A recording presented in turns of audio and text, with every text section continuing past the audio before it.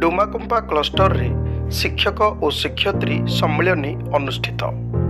Bhanjanagar block डुमाकुंपा cluster डहस्थित इंदागड़ उन्नीत उच्च विद्यालय cluster स्तरीय शिक्षक शिक्षयित्री सम्मिलनी और संबर्धना सभा अनुष्ठित हो जाइछि। एथिरे बीईओ एस धनंजय सभापतित्व करने सह प्रत्येक शिक्षक शिक्षयित्री निज विद्यालय को निज घर स्टाफ को निज परिवार सदस्य और छात्र छात्री मान को निज संतान परि मन करने सह शिक्षादान परि महत् कर्म ब्रती हेबापाई परामर्श प्रदान करथिले। सम्मानित अतिथि रूपे एबीईओ जगबन जेना जोगदे शिक्षकता परि महान वृत्तिर महत्व बखाणिबा सह एपरी वृत्ति को बाछिथिबारु उपस्थित समस्त को साधुवाद प्रदान करने सह स्कूल रे न्यूट्रिशन गार्डन किपरि सफलतार सह प्रस्तुत कराजिबो ताहा व्याख्या करथिले।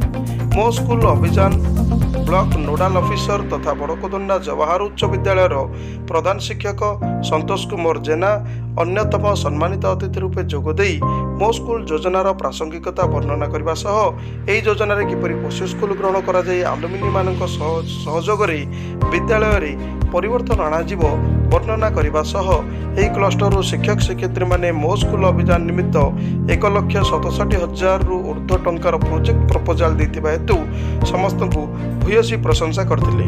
डुमाकुंपा सरपंच प्रतिनिधि शिवशंकर प्रधान मुख्य वक्ता रूपे जोगदे ग्राम पंचायत समस्त विद्यालय रे भित्तिभूमिर विकास पाई से बद्धपरिकर बोली कहवा सह गत वर्ष कोविड समय समस्त शिक्षक शिक्षयित्री क्वारंटाइन सेंटर गुड़िक बहुत सहायता कर समस्त को कृतज्ञता प्रदान करथिले। अन्यतम विशिष्ट अतिथि रूपे समिति सभ्य टुकुना साहू समेत एसएमसी चेयरपर्सन लवकलता बेहेरा विद्यालय प्रधान शिक्षक हाड़ुबंधु नायक और आवाहक रूपे सीआरसीसी त्रिनाथ बेहेरा मंचासीन रही निज निजर वक्तव्य रखिथिले। ଏହି ଅବସରରେ ନୂତନ ରୂପେ ଏବିଓ ଦାୟିତ୍ୱ ଗ୍ରହଣ କରିଥିବା ଜଗବନ ଜେନାଙ୍କ ସମେତ ସମସ୍ତ ଅତିଥିଙ୍କୁ କ୍ଲଷ୍ଟର ତରଫରୁ ସମ୍ବର୍ଦ୍ଧନା ଜ୍ଞାପନ କରାଯାଇଥିଲା।